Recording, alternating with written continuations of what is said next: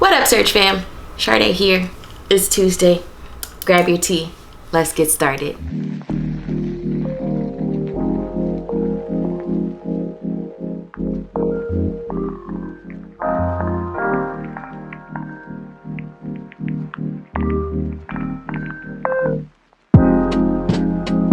Hello, my dear ones. Welcome back. It's Tuesday. We got our tea. It's hot outside, so I made iced tea, but this is butterfly pea flower and hibiscus with some honey. So it's kind of refreshing. Next time I'll put a little lemon in it. Okay, so I've been thinking about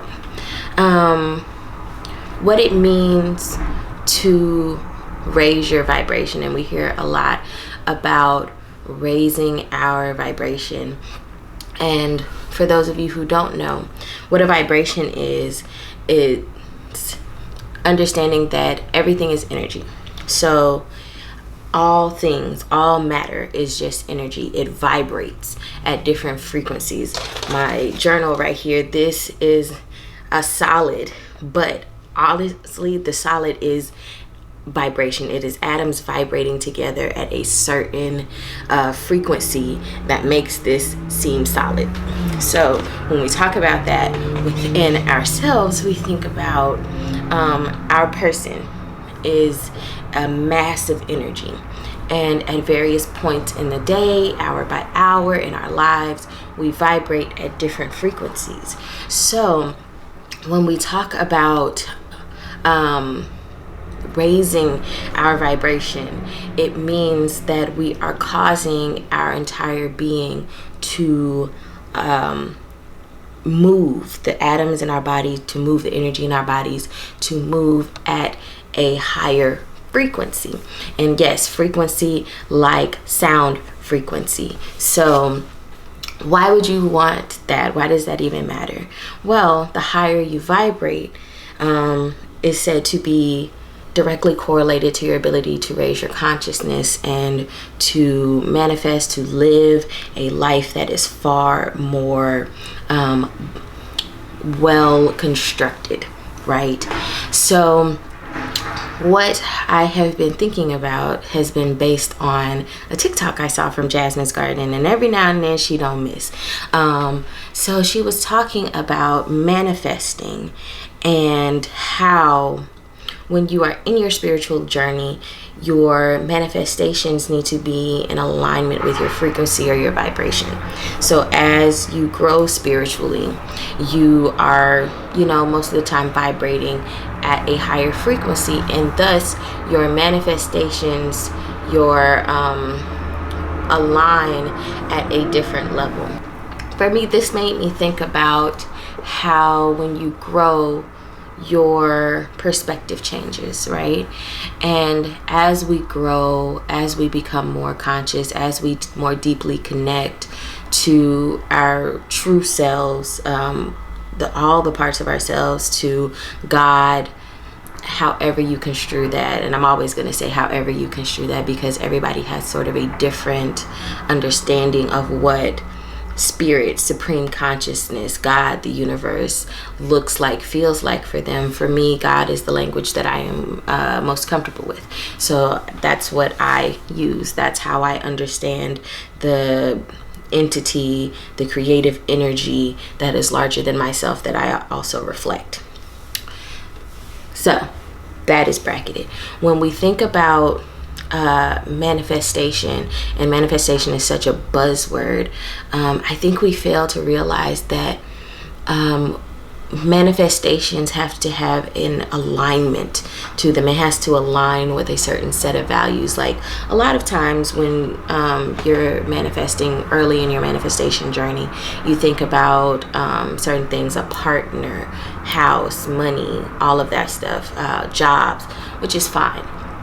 But I have been thinking a lot about how do I work on myself in such a way that when I am manifesting, it is from a place of a raised vibration. It is from a place of understanding what I want out of my human experience. And that's what I believe life is. Life is having a human experience, and that can look so many different ways. So for me, as I am aligning myself with a deeper consciousness as I grow in my spiritual journey, I think really deeply about what I want and why I want it.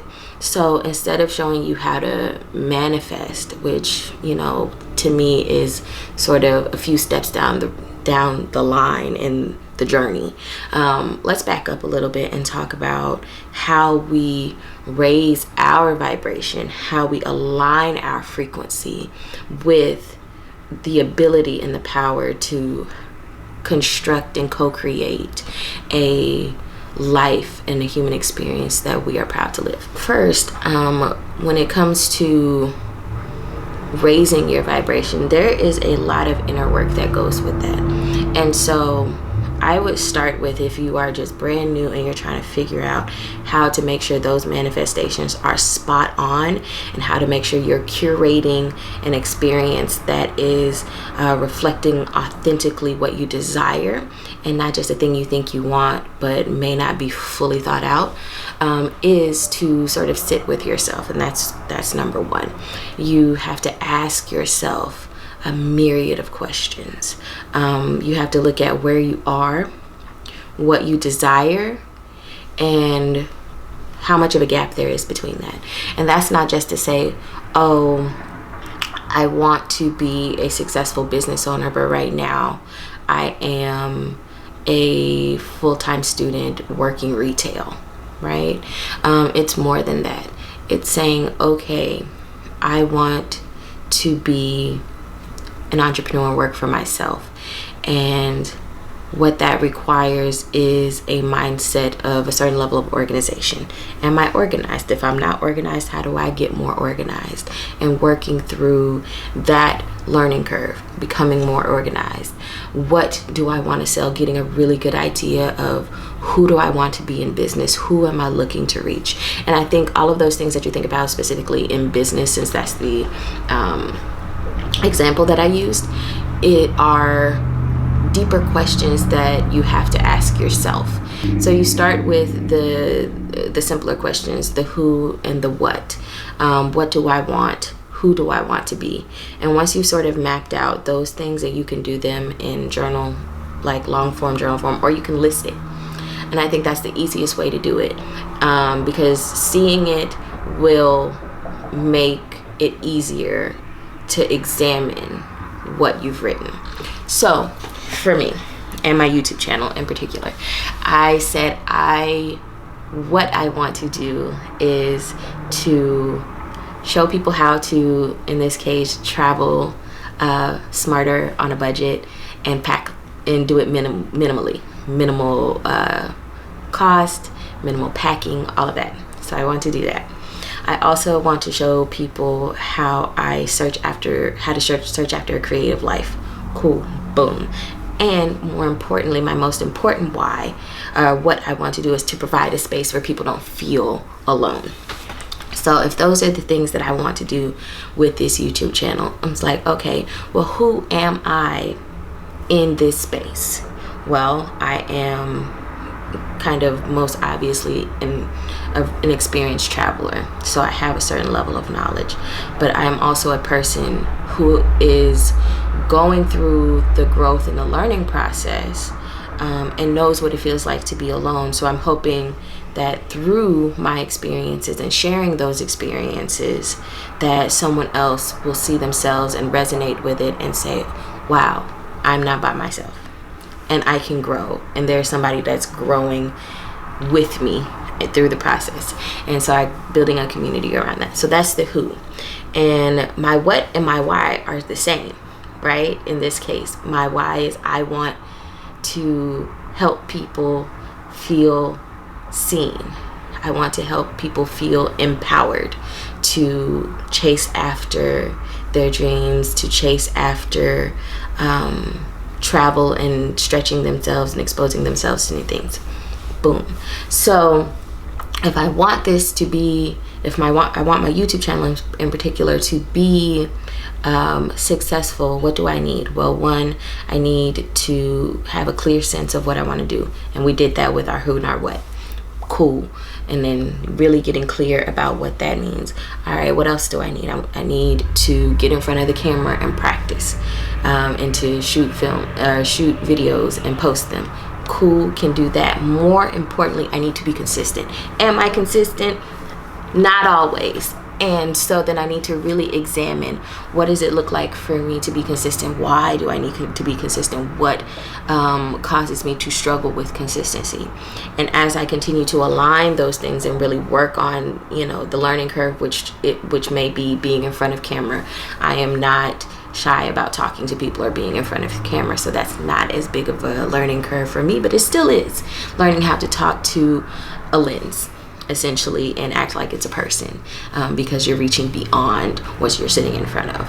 But my thing is consistency. So okay, if I'm going to be successful at this consistency, do I need to make more of a schedule to keep myself accountable? Do I need a person to help keep me accountable? Do I need to make smaller goals, more manageable things within myself to ensure my success? What do I need to get around? So when it comes to this whole raising one's vibration, and it's about aligning yourselves, knowing and being very clear about what you want, and then begin to do some of those other things. You start with doing the work and the deep work. Some people call it shadow work. I call it deep work, because all parts of ourselves are really valid and we have to examine them. When we're doing the deep work, it breeds more deep work. Let's call it what it is. But once you do that, you continue to unravel what things are not aligning with what you say you want. And as you do that, that helps you to become more conscious of who you are, how you move about the world. And that begins to raise your vibration. And then you can bring in the other sort of more tangible things. Well, are you eating well? Because food is energy.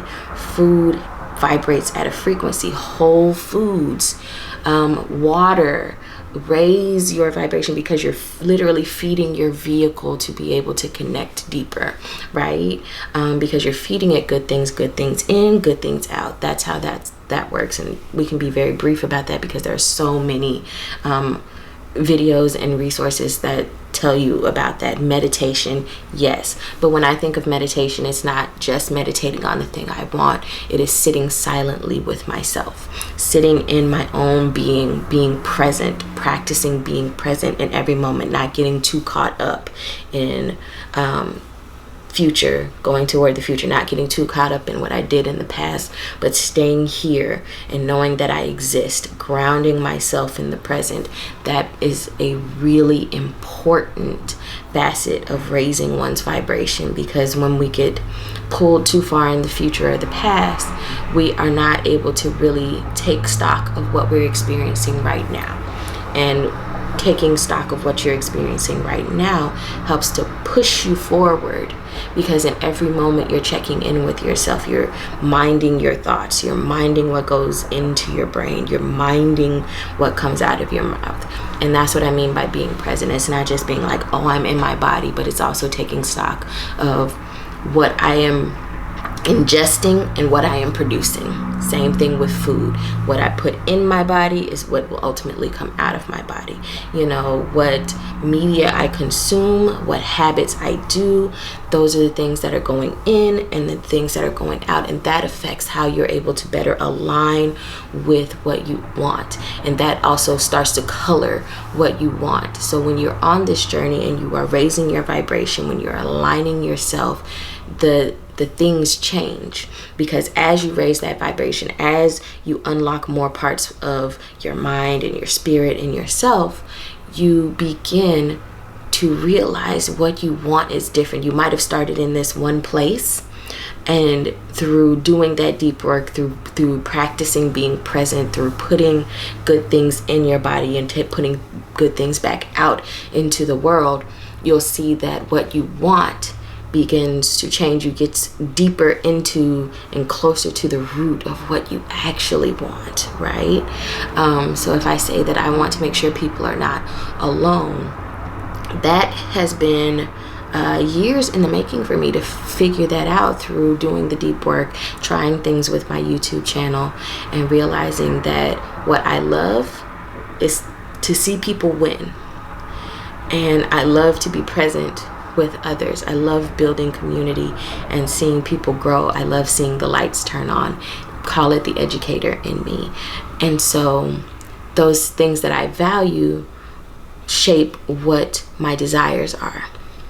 And that's what will happen for you as you continue to do the deep work, as you continue to practice at raising your vibration. Your desires will alter to fit where you are. And when your desires alter to fit where you are, you are able to manifest with more precision. It doesn't feel so big. And then you can practice patience in the process of that. And then you can go into the scripting and the vision boards and the things like that. But we must back up and realize that it starts with sitting with oneself and asking yourself the questions. So that's what I've been thinking about. Is something that I'm working on in myself as I continue to try to curate the life that I want, co-creating the things. So that's how I see myself. It's not just manifesting, bringing something out there to being physical in the 3D, but it's also about being in conversation, being in relationship with God, and co-creating a human experience that is going to be suited to my highest good. It is curating things outside of and within myself that lend to this co-creation. And that makes it a lot more fun, because I think manifesting as a term gets sort of convoluted into the things, and we lose sight of the process. And the process in and of itself can be so enjoyable and so eye-opening if we allow ourselves to really engage in it and sit in that as we are deciding what it is we want to bring into fruition. All right, that's all I got. I hope that helps you all. Let me know, because I want us to be in conversation about this. Does this resonate? And more importantly, do you want me to go into more detail about what I mean by sort of curating and co-creating the life you want, and what that looks like, and how I'm doing that in my own life?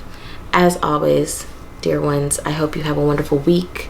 I hope you are taking care of yourself. Make sure that you are taking time to be with yourself and to do something kind for yourself. I love you so much, and I'll see you in the next one. Bye.